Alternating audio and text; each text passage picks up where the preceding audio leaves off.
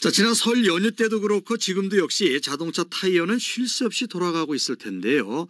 이번 시간에는 타이어가 왜 까만색이고 여기에서 나오는 미세먼지 위험성은 얼마나 되는지 알아봅니다. 자동차와 생활, 오늘은 김경배 교통전문위원 전화 연결합니다. 안녕하세요.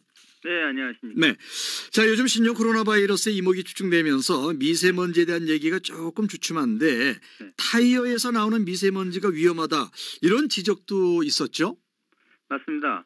사실 2014년 6월 환경부의 미세먼지와 타이어 상관관계 발표 후 계속되고 있는 사회적 문제라고 볼 수 있겠는데요.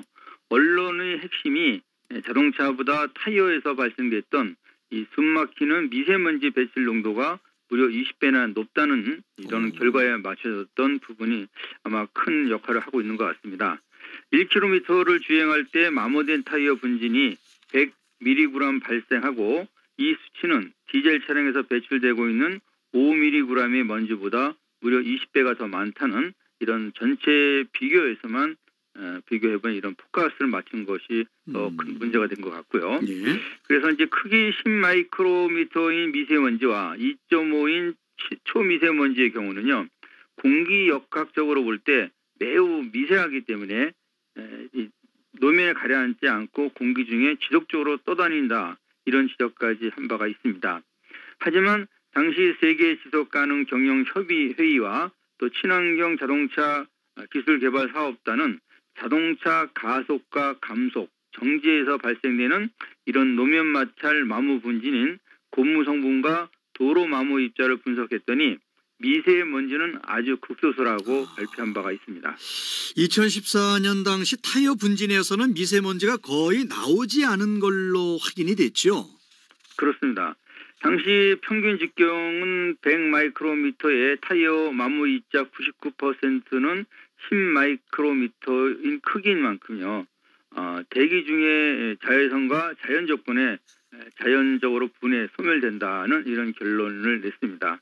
그리고 당시 여러 대도시 교통 혼잡 지역에서 채취했던 대기 미세먼지 함량은 1% 미만으로 매우 낮았고 이 농도는 인체에 미치는 영향이 없다고 단언을 했습니다. 그러니까 미세먼지는 1%도 안 된다는 이제 그런 결론이었죠. 그래서 특히 유럽과 북미, 일본 주요 대도시 타이어 분진을 수소군 생물과 또 포유류의 흡입 독성을 해서 이제 평가하는 이런 물리 화학적 특성 실험에서도 역시 그 대기 중 흡입은 무영향이다 이런 판단이 나왔고요. 네. 당시 분진 실험을 담당했던 교통환경연구소 역시 세계 지속가능 경영협의회의가 주관한 미세먼지 결과와 비슷했지만 계속되는 의문의 제기로 인해서 현재 다시 시험 준비를 하고 있는 상태라고 볼 수 있겠습니다. 예.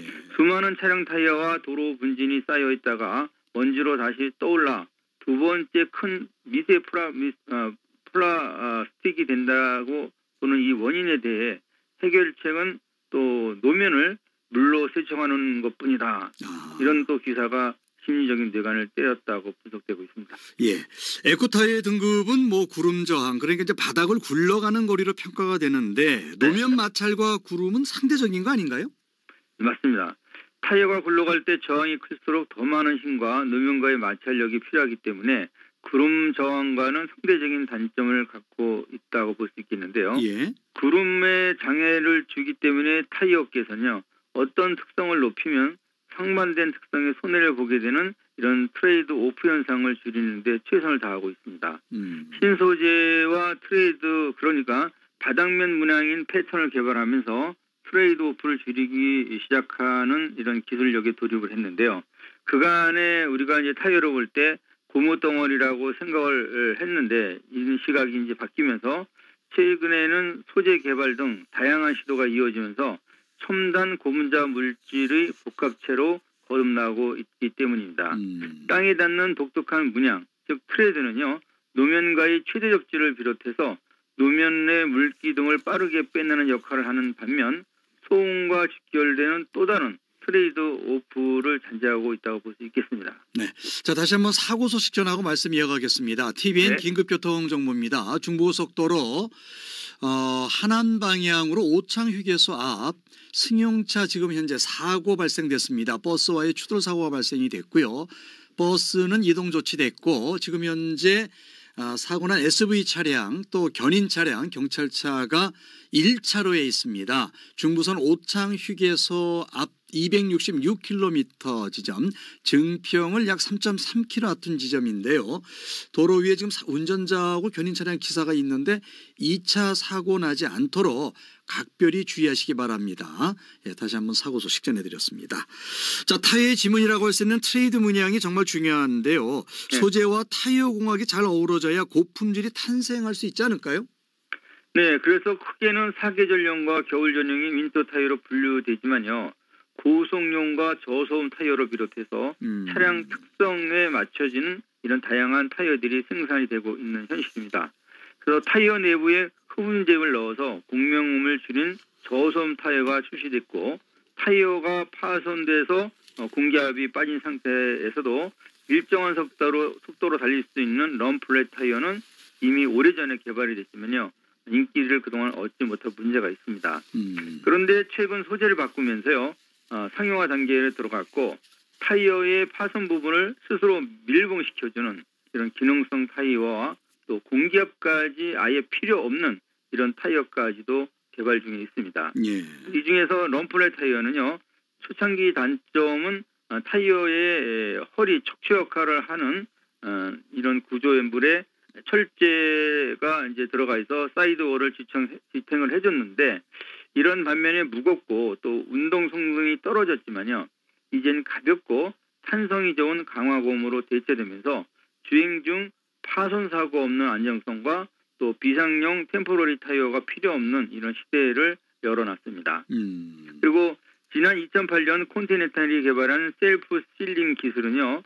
관통된 파손 부분을 스스로 메꾸는 타이어로 폭스바겐 파스트 CC를 시작으로 현대자동차 등 세계 유명 브랜드로 납품이 되고 있습니다.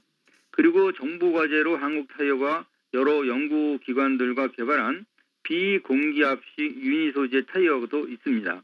바람을 넣지 않아서 펑크가 나지 않기 때문에 군사용으로 개발이 됐지만 친환경 타이어로 관심을 끌면서 브리스톨은 이미 개발을 마친 상태인 것으로 알려지고 있는데요. 네. 게다가 한 가지 소재로 만들어져서 재활용하는 부분까지 씌워진 이 미래형 타이어 개발은요. 앞으로 타이어사들이 명예를 걸린 승부사로 아마 등용될 것 같습니다. 네. 자, 마지막으로 오늘 시작할 때 말씀드렸던 타이어는 왜 까만색인지 여기에 한 답 좀 해주시죠. 예. 성능을 높이는 공법으로 유황을 비롯해서 15가지 정도의 첨가제가 더 들어가고 있는데요. 예. 여기서 타이어 품질을 좌우하는 고무 접착 기술 중 안료와 고무와의 접착 기술은 아주 중요합니다. 아울러 비극성 물질인 고무는요. 밝은색 계열의 안료를 사용할 경우 고무 사이 흡착률이 부실해지면서 고속으로 회전할 때 분리되거나 타이어가 찢어지고 이런 문제 때문에 검은색 안료인 카본 블랙을 배합하는 것이고 이로 인해서 검은색으로 보이게 되는 것입니다. 예, 알겠습니다. 오늘 도움 말씀 고맙습니다. 네, 감사합니다. 네, 지금까지 김경배 교통전문위원이었습니다.